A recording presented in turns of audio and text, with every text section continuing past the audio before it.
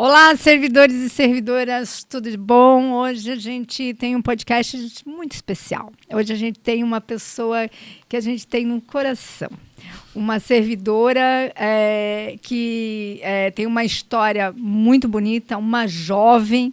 E a gente pensou, vamos fazer um podcast onde a gente conversa um pouco sobre a juventude, sobre a questão dos movimentos sociais, dos movimentos sindicais, né? Que a gente traga esses jovens para discutir com a gente, para ter uma visão específica da juventude também, né? A gente está aí no movimento sindical há mais de 30 anos e, às vezes, a gente não tem esse olhar e esse ouvir, né?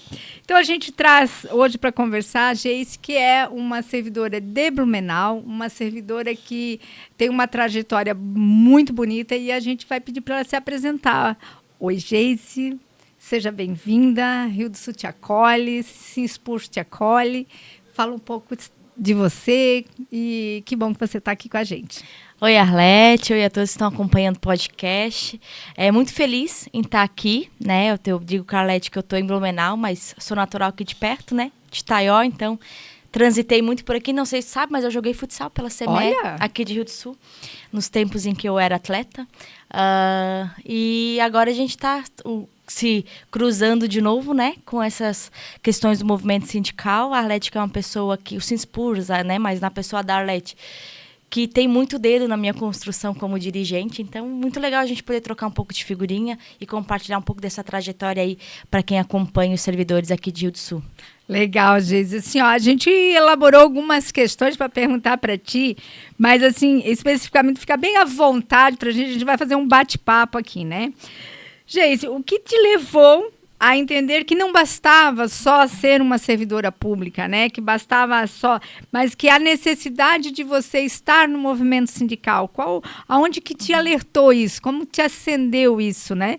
E qual foi o primeiro contato que você teve com o movimento sindical? Então, o meu primeiro contato foi uma greve. Esse foi o primeiro contato, né?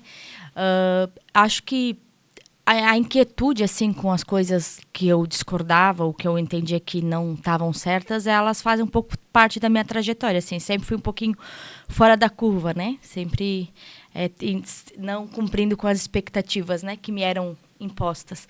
Mas quando eu fui para Blumenau, eu fui em 2012, e aí eu tive contato com o Sintraceb em 2014. Em 2012 eu estava trabalhando como auxiliar de sala, e aí, em 2013, o Sintraceb fez um movimento na cidade por conta de uma questão do plano orçamentário anual. Fizeram uma paralisação em novembro, lá 2-3 dias, porque não estavam contemplados no orçamento do município para o ano sequente, né? E aí, eu lembro que eu e a minha colega que trabalhava, que agora também está na rede, representante do local de trabalho, mas a gente falava assim, vamos fazer greve aqui também, porque os caras estão ali parados, a gente quer melhoria de salário, tal. E aí a gente ficou nessa brincadeira, porque a gente já, né, por estar na cidade, acabava acompanhando o movimento, porque sempre foi um movimento muito forte, né, o de Sintraceb. Eu já entrei nesse período, assim, no movimento, em que já tinha uma estrutura bem organizada dessa entidade, né. E aí, em 2014, eu entro na rede, né, como servidora CT, e aí tem uma primeira assembleia, primeiro movimento de assembleia e greve, né?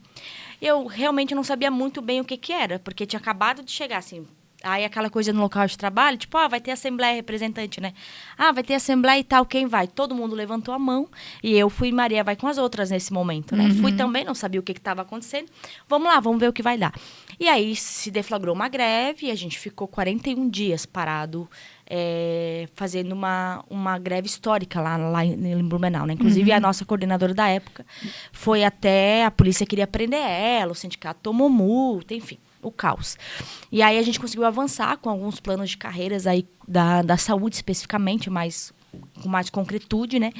E aí a nossa representante de local de trabalho da minha unidade, ela desistiu do serviço público, desistiu da carreira de professora, foi lá, exonerou e foi embora. E daí o grupo precisava de uma representante e, tipo, dedocraticamente, normalmente acontece com quem tá chegando, né? Sim, justamente. Tipo, eu já fui, tipo, agora vai tu. vamos lá, né? Vamos ver o que é. E aí, porque eu já estava no movimento ali de greve, já estava meio tipo, eu preciso entender melhor isso aqui. E eu sempre fui muito meio que CDF, assim, né? Tipo, então eu estava na primeira fila das reuniões, prestando atenção, porque era tudo muito novo, eu era muito curiosa. E daí o pessoal do sindicato viu ali que, tipo, ela tem um potencial. E aí, a partir de 2014, então depois da greve, aí eu permaneci como representante por local de trabalho. Naquele ano, a gente teve um movimento por conta da redução do período integral dos prés, né? Que para cumprir as metas, várias prefeituras cortaram o período integral e deixaram só 4 horas, né? Para dizer que estão atendendo todo mundo na obrigatoriedade. A gente fez um movimento na comunidade escolar para buscar um abaixo-assinado com a comunidade. Eu fui me envolvendo e fui mexendo. Aí saí dali, no outro ano fui para uma outra unidade, daí fiquei representante também. E aí nunca foi mais crescendo. saí. Aí eu nunca mais saí. Em 2017, então, eu entrei como concursada. Em 2018, eu já estava na direção do sindicato, assim, porque eu já estava sendo construída também. Entrei muito nova, né? A gente brinca que eu ainda estou no período de juventude dentro do movimento sindical, mas já estou uma idosa dentro do próprio movimento, que eu estou 10 anos dentro do movimento, então, de juventude do movimento sindical. E aí fui me construindo nesse mote, mas muito por também uma direção olhar e não me ver como uma ameaça, né? Ver como um potencial que precisava ser trabalhado. Lapidado e que tinha futuro, como a gente sabe qual é a posição hoje que a gente vai falar um pouquinho mais adiante.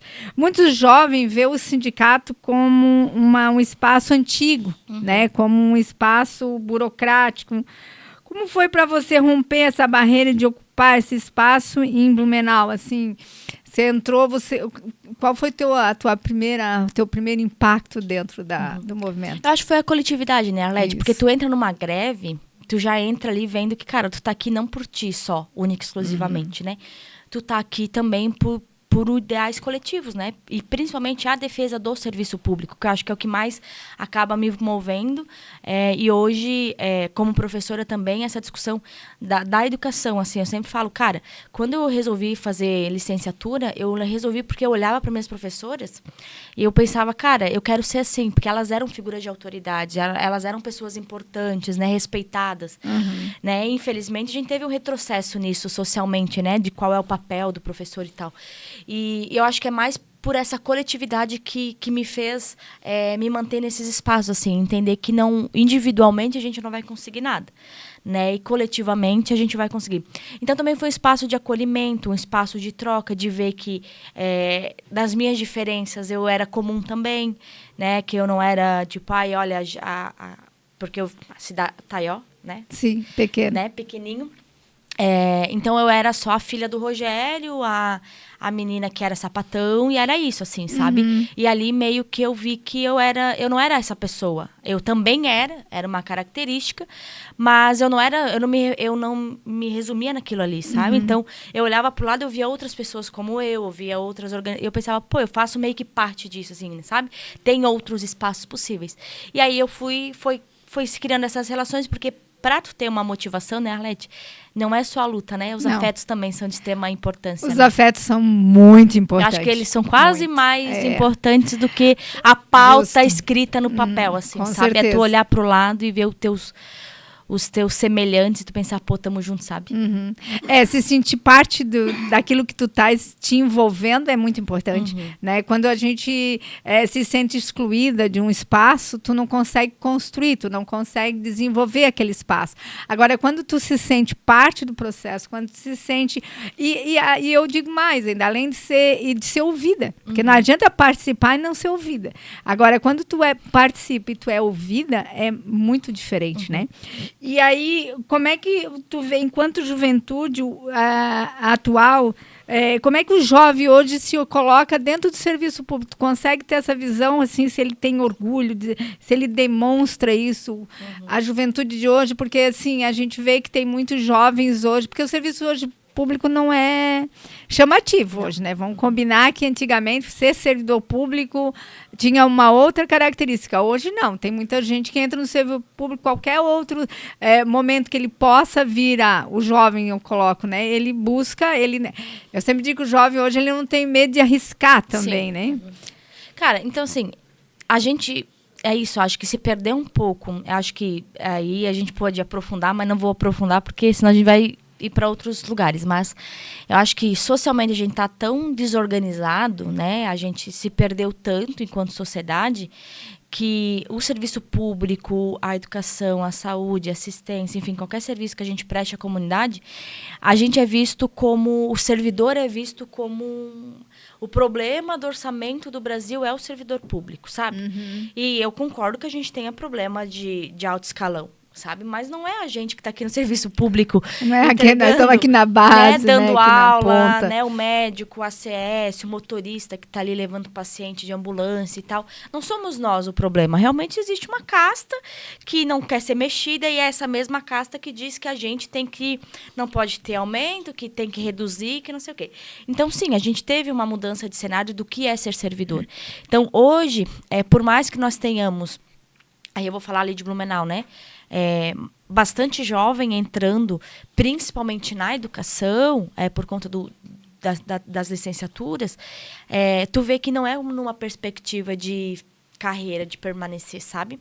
Meio que é tipo, eu vou ficar por aqui até eu achar uma coisa melhor, porque aqui pelo menos eu tenho uma certa estabilidade por um certo momento. Justo. Uhum. Mas uma boa parcela da juventude não está querendo entrar, de fato, no serviço público, porque também socialmente se vende a lógica de que tu não precisa ter um patrão, que dá para tu empreender, né? Então, se vende essa narrativa, e aí muitos optam, né? Porque ainda tem essa possibilidade na juventude de arriscar, porque não constituiu família ainda, não tem responsabilidades que o adulto já mais adulto, né? Acaba tendo e fica com um pouco mais tem que calcular melhor cada passo que dá. Esses jovens estão explorando coisas que, tipo, eu não explorei, né? Eu preferi uma segurança porque fui ensinada a isso, né? Uhum. E hoje tu tem uma leva de juventude aí que está sendo instigada a se arriscar, né? E não é que isso é ruim. Só que quando tu olha para o serviço público e tu vê que o que a gente não entrega só trabalho, a gente entrega direitos constitucionais básicos. Então, cara, se a gente não ter servidores, a gente não vai ter educação, a gente não vai ter saúde, a gente não vai ter assistência, a gente não vai ter o motorista. Aí depois não adianta chegar lá no posto e reclamar que o agendamento tá só para abril, maio ou junho, porque não tem médico. Mas por que não tem médico? Não tem médico porque hoje a carreira no serviço público ela não é mais atraente. Porque qualquer outro trabalho que você vai fazer, ou em qualquer outro vínculo que tu vai ter, tu vai receber a mais. Sabe? Então, esse estigma ele é meio complexo. Então, eu não vejo... Eu vejo ele chegando, mas não com essa perspectiva de permanecer 30 anos. E aí, tu vai fazer um recorte da educação, que é de onde somos, né, Arlete? Sim. Se tu for fazer um recorte, tu vê assim, quem é que dá conta de ficar 30 anos em sala de aula? 25 anos em sala de aula? Tu pensar, com todos os problemas que a gente está tendo na educação hoje, com todos os problemas que a gente né? está tendo na educação. Tu vai olhar assim para um jovem que tem 20 anos, 22, que recém formou, ele vai olhar, vou ficar 25 anos em sala de aula? Não vai pelo salário que está sendo pago, ele não vai, infelizmente ele não vai. Sabe, é com pesar que eu falo isso. Então, acho que nessa perspectiva, a gente precisa recalcular a rota, eu digo socialmente, a sociedade, né? Recalcular a rota, porque a gente não vai ter essa mão de obra qualificada, né? E daí tu não vai ter serviço qualificado para ponto. A comunidade, que é quem paga os impostos, que deve ter o direito de receber um bom serviço, acaba não tendo, porque tu vai ter pessoas que estão de passagem, com uma estrutura frágil, né? Com uma estrutura sucateada, muitas vezes para até justificar uma terceirização desse serviço. É isso que eu ia dizer, né? Porque precariza para terceirizar. Para justificar, né? E para alguém tomar lucro de uma coisa que é direito. Então, assim, eu não quero pagar um bom salário para o professor, mas eu vou contratar uma empresa que vai contratar o professor e que ele vai trabalhar por menos que ele trabalharia aqui, vai ter muito mais rodízio, e mais alguém tem que estar lucrando com isso, né? Enfim, então essa meio que é a perspectiva. A gente tem jovens chegando. Só que para eles ficarem, a gente vai ter que melhorar muito as nossas condições de carreira para que tu entregue um trabalho qualificado. Para que a pessoa pense, eu vou me dedicar aqui porque quando eu tiver 25 anos de sala, eu vou almejar uma boa aposentadoria. A gente nem almeja mais aposentadoria. Não, tem gente que diz assim, não vou me aposentar nunca. A gente não vai se aposentar. Já os nessa que perspectiva, estão, né, já acontece isso, né? As pessoas com toda a reforma previdenciária que teve e que muitas as pessoas entraram nessa reforma e que essa reforma fez com que o trabalhador trabalhe 6, 7, 10 anos a mais, isso desmotivou muita gente e desmotiva quem está vindo, né? Desmotiva. Eu sempre digo assim, e aqui a gente está falando não Blumenau, não Rio do Sul, não, Brasil. É Brasil. Né? Então, a perspectiva do jovem ir dentro de uma universidade para estudar geografia, para estudar história, para estudar matemática, para trazer essa juventude, para trazer isso para a juventude, para os novos, né? Para as novas gerações, elas estão muito, muito, muito complicadas. As pessoas não vão mais para fazer licenciatura. Eu lembro que quando eu estava na universidade, estava fazendo ciências sociais, eu fiz ciências sociais, e uma pessoa entrou dentro da sala e perguntou aqui quem vai fazer licenciatura e quem vai fazer bacharel. Na minha época, que já faz um bom tempo, assim, e se tu levantasse a mão, 4, 5, de um universo de 22, 23, 25 alunos, 4, 5 faria licenciatura. O restante é tudo bacharel. Naquela época. Né? Então, assim, hoje, tu entra dentro de uma universidade para perguntar quem que vai ser professor de química, na sua grande maioria não vai. É uma defasagem enorme de professor de química, de biologia, de física. É vela acesa para achar esses professores. Então, assim, e a gente fala em magistério, mas a gente pode falar isso na enfermagem, a gente pode falar isso dentro da assistência social, entendeu? As pessoas estão se afastando, e não é no mercado só, na parte pública, mas também da privada, porque as pessoas querem... E depois, assim... São funções que não são relevantes. Hoje, assim, cara, se tu pegar os adolescentes hoje, até tem eu não vou saber citar qual foi a fonte, mas tem pesquisas que mostram que os adolescentes, eles estão... O que tu quer ser quando tu crescer? Cara, as pessoas querem ser influencers, youtubers, sabe? Ninguém pensa, eu quero ser médico, eu quero ser professor, eu quero ser enfermeiro. Não querem mais. Tipo, quero ser engenheiro. Não querem.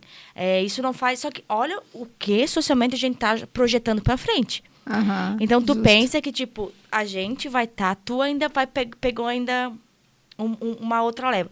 Mas vamos supor, eu olho pra trás, os adolescentes que vão se formar, Alete, quem vão ser os médicos que vão cuidar de mim, Alete? Justo. Tipo, eu vou ficar doente, tipo, eu vou ter um enfermeiro que sabe o que tá fazendo ali, ou eles vão dizer que tem que ir na IA lá pra dizer o que tem que fazer? Justo. Sabe? Então, assim, é tão mais importante hoje as questões digitais do que tu dizer assim, pô, eu sou professora, cara, eu sou médico, eu sou enfermeira. As pessoas têm quase vergonha de dizer que tem uma profissão... E no setor público piora um pouco mais, sabe? Né? Tipo, eu sou servidora, pô, tu já vai levar uma cacetada, apesar que a gente é juiz e filha de general, que ganhamos 30, 40 mil para não fazer nada. Justo. Sabe, se a gente ainda ganhasse 30, 40 mil, a gente ainda trabalha para um cacete, mas nem isso a gente ganha. A gente ganha uma miséria de um piso salarial de 5.100.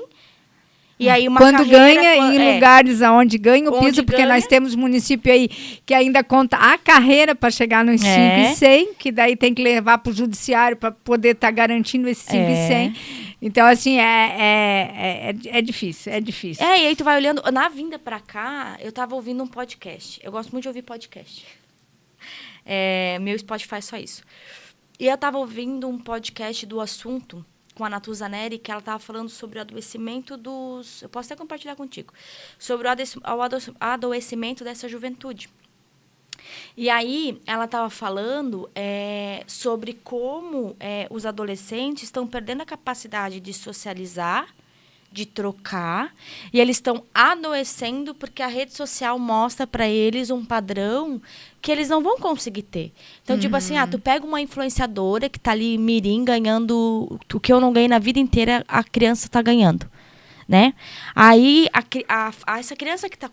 Esse adolescente que tá vendo esse conteúdo, pô, é uma família que mora longe do centro, é uma família que o pai e a mãe trabalham numa escala 6x1, que estuda na escola pública, e aí ele não tem essa perspectiva de estar fazendo dancinha em várias cidades do país ou em várias cidades do mundo, porque ele não tem nem perspectiva de fazer uma viagem. Aí ele olha e ele pensa, pô, eu sou um Zé Ruela mesmo, né? Porque assim... Olha, aquela criança menor que eu já consegue fazer tudo isso. Aí tem esses mini influencers que vêm dizer como você pode ter 1 milhão. Aí eles pegam dinheiro que o pai deu, aplicam E para dizer para aquele cara lá que o pai e a mãe não estão tendo dinheiro, male para garantir a janta e o almoço, pagando um aluguel, que ele só não consegue o milhão dele porque ele é um incompetente. Tipo, a meritocracia, sabe? Aí a pessoa olha aquilo ali e pensa, cara, eu realmente tô fazendo tudo errado, porque eu não tenho nem perspectiva disso. E aí vai se isolando, vai adoecendo, não vai tendo perspectiva.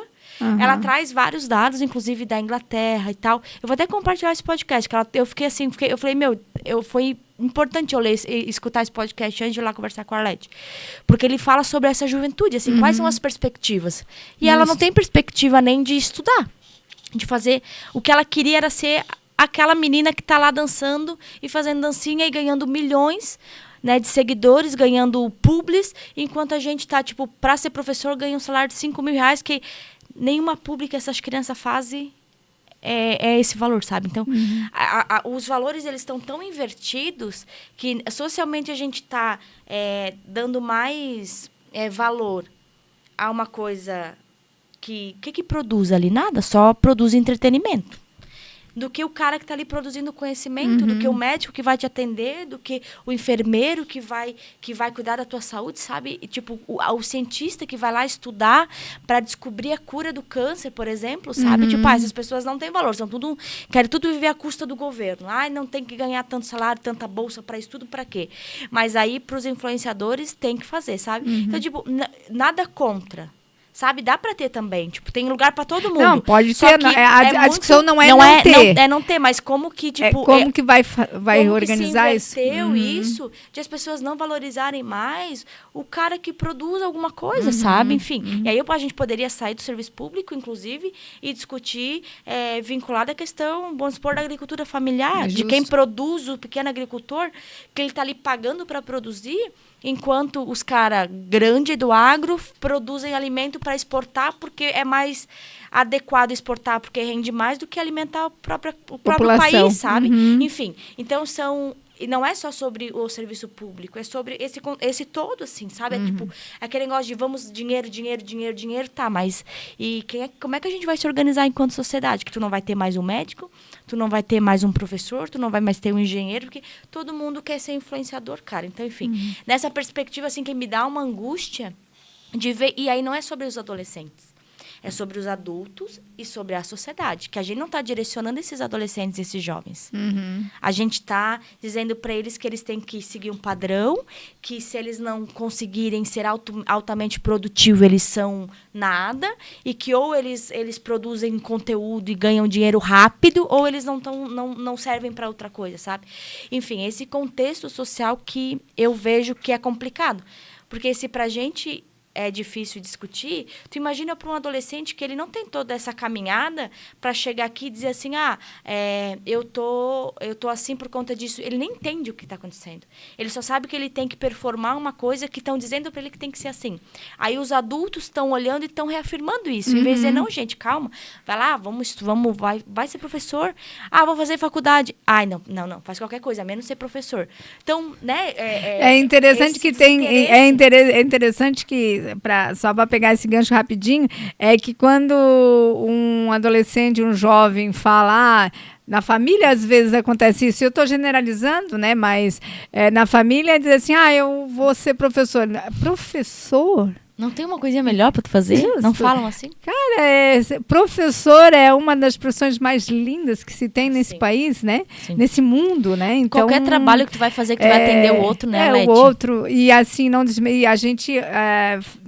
qualquer profissão, ela é norteada pela educação, né? Qualquer profissão. Mas, assim... A valorização a gente busca para todos, né? Então a gente entende que a nossa sociedade hoje ela não dá ênfase para isso, né? Ela não dá o valor efetivamente que teria que. E olha tanto potencial, né, que a gente tem com esses jovens, assim, sabe? Tipo, não é que eles não são capazes, eles só não. A gente está só direcionando para o lugar errado, isso, né? Não para o lugar errado, mas a gente está direcionando por um caminho que não precisaria, sabe? Então assim, tu tem tanto potencial ali. A gente trabalha com educação, consegue visualizar disso um pouco diferente, né? Tu vê ali quanta mente brilhante que tá passando por ti e que vai parar ali, sabe? Tipo, não vai conseguir avançar porque os valores eles estão um pouco invertidos. E é interessante, só para a gente fechar essa parte, que é interessante dizer que quando a gente traz, eu sou professora de sociologia no ensino médio, mas quando a gente traz esse debate da discussão de uma sociedade mais plural, uma sociedade que a gente possa debater, independente das posições políticas partidárias que existem nesse mundo inteiro, mas que a gente tem que discutir a questão do jovem nesse mundo do trabalho, nessa sociedade, e eu fico indignada com uma coisa assim, quando eles dizem assim, porque lá na tal escola estão doutrinando. E essa palavra, assim, eu queria deixar bem claro que doutrinagem, tu doutrina um jovem hoje, é difícil. Gente, não faz o educando estudar. Imagina doutrinar. Quem dera, se nós estivesse doutrinando, né, não estaria do jeito que tá. Justamente. Então, assim, o jovem pensa por si hoje. Tu não consegue, e eu sempre falo isso, né? E é interessante dizer que só na escola pública as pessoas se doutrina, né? Incrível. Então, isso é uma falácia que não tem tamanho.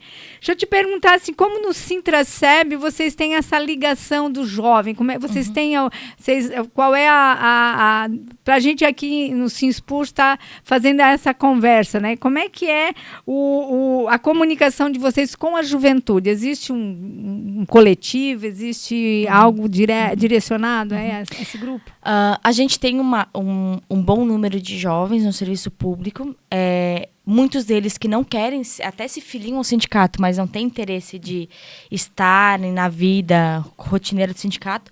Então, hoje, uma estratégia que a gente está utilizando são os coletivos que a gente tem diversos, não especificamente de juventude, trazendo eles para essas discussões, né? Então, a gente consegue potencializar algumas lideranças de juventude, mas com o movimento, quando tu chama para um movimento específico, vamos fazer um coletivo de juventude.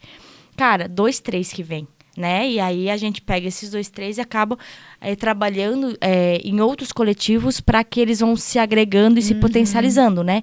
Tem essa dificuldade. A gente já fez algumas atividades específicas. Nós temos as mesmas dificuldades. Específicas de juventude, mas que tu vê que eles vêm mais quando é uma atividade de um tema, por exemplo, o coletivo de educação, tu consegue trazer jovens, uma atividade relacionada à questão do racismo, por exemplo, tu consegue trazer jovens para esse debate, mas vai fazer uma atividade de juventude, ele não se sente ali, sabe? Então, a gente usa esses outros espaços sociais que a gente tem, de discussão, para ir convidando. Vai ter uma discussão, eu sei que tu é da educação, vai ter uma discussão sobre tal assunto, bora. Vai ter uma discussão sobre tal coisa, vai ter uma atividade sobre tal coisa. Vai ter uma por exemplo, agora vai ter tá tendo a marcha, né? Isso. A gente tem jovens Tanto que vai. Que a Angélica e a Emiliana não estão aqui hoje porque elas estão indo para Brasília na marcha. Aí tem jovem que vai, mas então assim, se tu faz um específico, tá bem difícil de trazer. Vem 3, 4, e aí tu agarra esse 3, 4 e começa a potencializar em outros espaços formativos, assim, sabe? Então não tem uma receita. Todo mundo pergunta para mim, assim, né? Geis, o que vocês fazem? Eu falei, cara, a gente dá espaço e quando tu vê liderança, tu abre, tu chama, tu convida, e quando tu vê liderança jovens, tu abre espaço para que eles possam vir, assim, sabe? Tu convida, tu instiga. Né, a formação é importante. Porque, na verdade, eu falo da formação sindical, na formação, e aí, por isso que eu sempre digo assim, educação passa por formação, a educação... Eu vim para o movimento sindical pela formação, né? A formação que foi dada para... Sou da base do Sint, porque sou professora do Estado também, aposentada, e o Sint me fez eu crescer no movimento sindical, e aí eu digo que eu entrei no movimento sindical lá quando eu tinha 26 anos de idade, fazem 30, né? E lá no movimento sindical, a minha juventude fez eu clarear pela formação o movimento sindical, o movimento social. Porque quando a gente trabalha no movimento sindical, né, Geise, a gente não fica só na nossa base enquanto servidor público, mas a gente amplia. Vou dar um exemplo da escala 6x1, né? A escala 6x1 não nos atinge, porque nós não temos escala 6x1. mas atinge o trabalhador, né? Nós estamos discutindo, e essa marcha para Brasília é, né, a questão contra a escala 6x1, pelo fato de a gente visualizar o trabalhador. Então, não é no coletivo, né? E justamente, é isso que eu ia chegar, né? Essa luta é coletiva, mas é coletiva dos trabalhadores, independente seja da empresa privada ou pública. Alguém que trabalha na minha concepção, né? Eu sei que se tu for fazer o recorte político, a gente tem equívocos. Mas as pessoas que trabalham com políticas, com movimentos, cara, se a pessoa tá ali não entendendo que é no coletivo, Justo. ela tá ali não sei o que fazendo o quê. Porque para interesse pessoal, mas assim, quais interesses, né? Eu acho que se tu não tem essa concepção, tu vai nem vem. Sabe, Alete? Se tu vem para o movimento sindical ou para qualquer outro movimento, até de representação, tipo, eu quero ser vereadora, tu vai lá para quê? Se tu não for lá para trabalhar pelo coletivo, pela tua cidade, pelo teu bairro, pela tua pauta, seja qual for, cara, nem vai. Tu vai só porque eu quero ir lá só para reclamar. Cara, não vai. Se tu não entender que tu tem que dialogar com todo mundo, que tu tem que mobilizar, que tu tem que articular, tu vai estar fadado ao fracasso. Justo. Então, assim, acho que essa é a primeira concepção que tu tem quando tu abdica da tua vida, porque a gente abdica da vida pessoal. Bastante. Para tu estar em coletivo. E aí, não é só estar em coletivo que eu quero estar, na pauta em que eu quero fazer, não. Tá tendo uma discussão aqui, eu vou ter que ir junto porque isso faz parte da coletividade. E aí, é muito difícil falar em coletividade para pessoas que estão muito individualistas, né? Eu sempre digo que a gente não pode pensar no umbigol, né? Meu umbigo. É o que resolver eu quero, o meu, tchau. O que eu preciso. É o que nós precisamos, né? E isso tem que estar muito claro para a juventude, para os grupos que estão vindo hoje, né? Até porque a gente tem por exemplo, e eu tenho certeza que isso acontece no Sintraceb também. Existe muito essa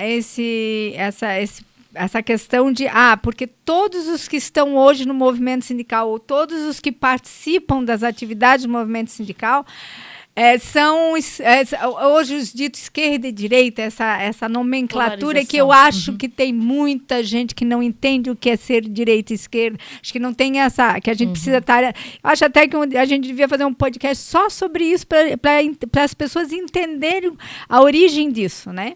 E não, né? Por exemplo, na nossa diretoria do do Sinspurs, é o que são trabalhadores. Nós não vamos lá bater o carimbo para dizer, tu pensa assim, tu pensa assim. Não, tu pensas coletivamente, então vem. Vem para nós discutirmos, vem para construir, vem para fazer justo, né? Seja homem, seja mulher. A questão do gênero não importa. Importa é que ele vem para trabalhar, para ajudar, para fazer com que... E daí o jovem, aquele que tem mais experiência, aquele que não tem experiência, não tem contato nenhum, mas quer aprender, que é a tua Às história. Às vezes nem jovem só de idade, isso. né? Jovem de movimento, né? Justamente. E tu tem que entender essa pluralidade, né? Acho que, Alete, acho que a gente que está na direção, se tu olhar para uma base que ela não vai ser homogênea. Fato. Tu olhar e falar assim, cara, eu só quero quem pensa igual comigo aqui, também não vai funcionar. Não funciona. Então, assim... Até porque a gente precisa dos desafios e a gente precisa ser provocado o tempo inteiro se a nossa concepção é a defesa do serviço público, independente da tua concepção ser A, B ou C, a gente tem uma convergência. E a gente tem que ter a capacidade de dialogar nessas convergências, né? Justo. A gente pode divergir em várias coisas. Em várias coisas. Mas a gente tem um ponto aqui, o nosso ponto em comum aqui qual que é? É a defesa do serviço público, então tá, a gente vamos aqui. Os periféricos a gente não vai discutir aqui porque a gente não converge. Justo. Então aqui qual que é a nossa convergência? Eu sempre falo isso, sim. E a gente tem que ter esse cuidado também para mediar entre os pares. Justo. Porque às vezes os próprios representantes do local de trabalho tem uns que tipo não querem entender que dentro da nossa construção tu vai ter pessoas que são talvez até ideologicamente extremamente opostos, sabe? Então, assim, tu tem que cuidar como tu fala, tu pode defender tua posição, mas não é atacando o outro, que aqui a gente tá por um bem comum. Depois, em outro espaço, a gente faz um outro tipo de debate. Outro debate. E muita coisa, tu levantou essa questão de ideologia, né? Que pra mim, cara, isso dentro do movimento é um saco, porque, assim, historicamente, obviamente, o movimento, ele se constitui em um campo. Justo. né? Em um campo de pluralidade, um campo que defende que não existe uma hegemonia, que as pessoas são diferentes, que elas têm que ser respeitadas por este diferente. Ponto. E aí, a gente escuta muito assim, mas o sindicato é partidário. Não, ele não pode ser. E eu falo isso lá no Sintraceb, assim, quando vai fazer uma visita, as pessoas falam, eu falo, mas me diz, assim, eu vou falar por mim, não por quem passou. Quando foi que tu me viu numa assembleia, eu e o Sérgio conduziu uma assembleia, em que nós falamos de política partidária? Justo. Tu não vai ver a gente falando. Eu tenho a minha... Inclusive, fui candidata a vereadora, eu sou vinculada a um partido político, sim, porque é isso. Que é a tua particularidade. Que é a minha particularidade fora daqui. Agora, aqui, eu vou falar do político que votou contra a gente? Vou.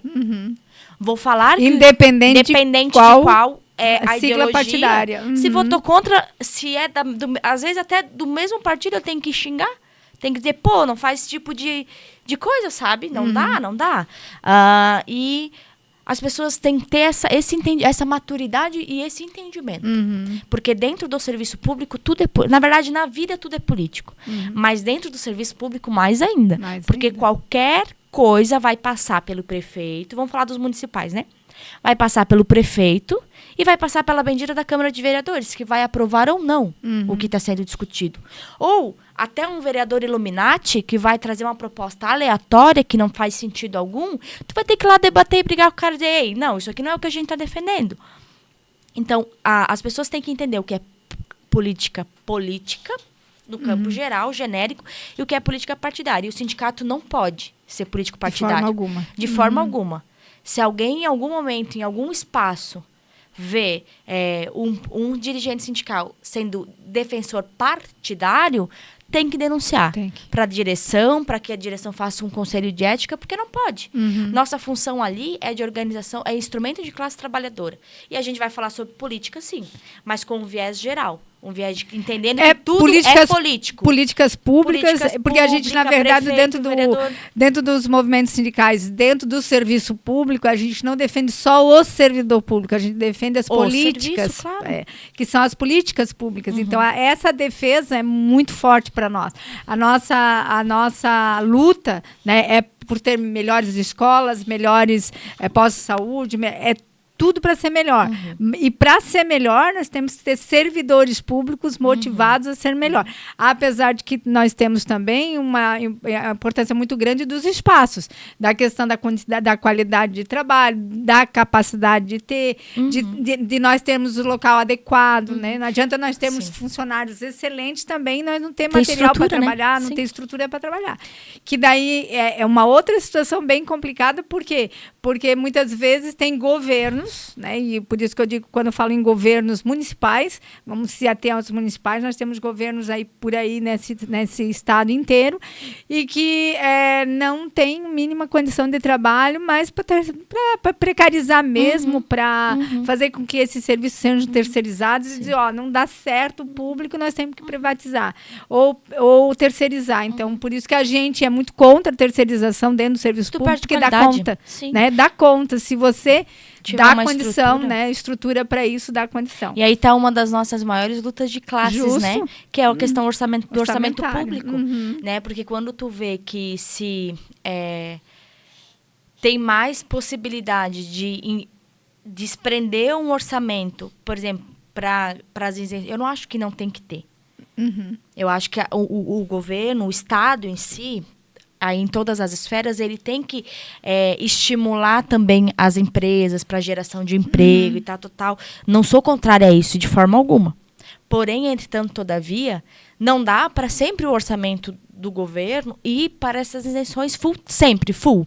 Aí tu vê as empresas sendo isentas e batendo recordes de bilhões, comemorando porque tiveram um faturamento histórico, mas com o aporte do Estado. Então, assim, não dá para dar um aporte do Estado até tu andar com as tuas pernas, e depois que tu andou com as tuas pernas, esse aporte que o Estado estava dando, ele investir em ampliar um espaço físico para atender uma creche a mais, uma escola, para ter uma escola em tempo integral, para deixar os adolescentes ali, para ampliar o posto de saúde, sabe? Para ampliar uma UPA, sabe? Então, precisa sempre ajudar a empresa, porque a empresa não pode andar com as próprias pernas, mesmo batendo recordes de faturamento. Mas aí nós vamos discutir que se o professor ganhar R$200 de aumento, meu Deus, vai quebrar o cofre público. Então, é uma luta, inclusive de orçamento, de entender quais são as concepções desse orçamento. Eu acho que tu tem que subsidiar até um certo limite.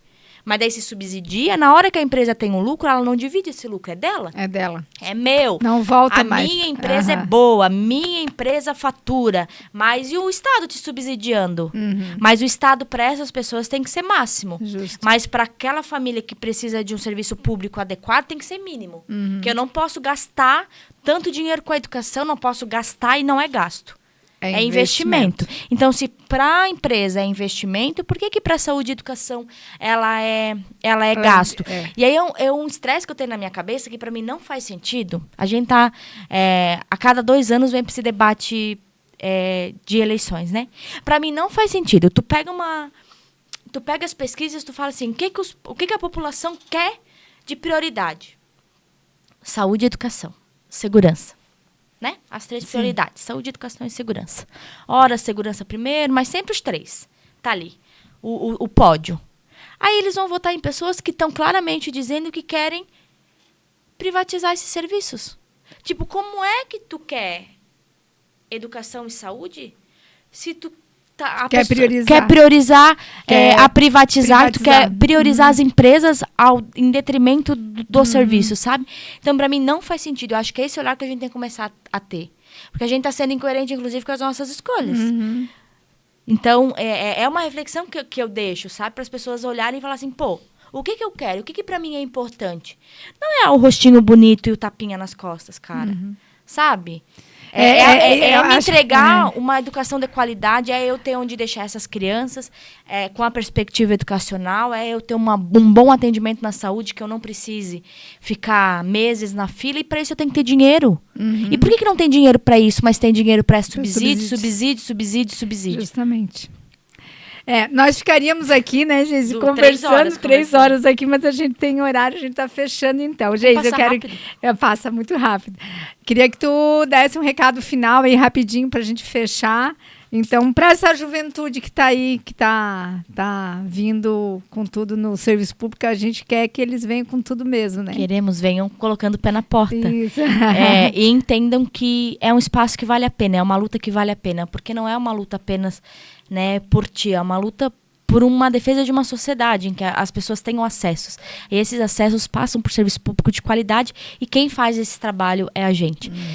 Encontrei com o ministro da Educação no ano passado e eu disse para ele, ministro, a educação esquartejada do jeito que está, entrega o que entrega, se vocês conseguissem potencializar, a gente seria país de primeiro mundo, porque mão de obra qualificada, pessoas qualificadas não é o que falta.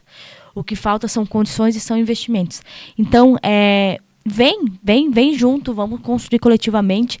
Eu acho que a gente só não piorou porque nós tínhamos movimentos estruturados, movimentos fortes, né? Acho que o recado que eu deixo é esse, assim, vale a pena.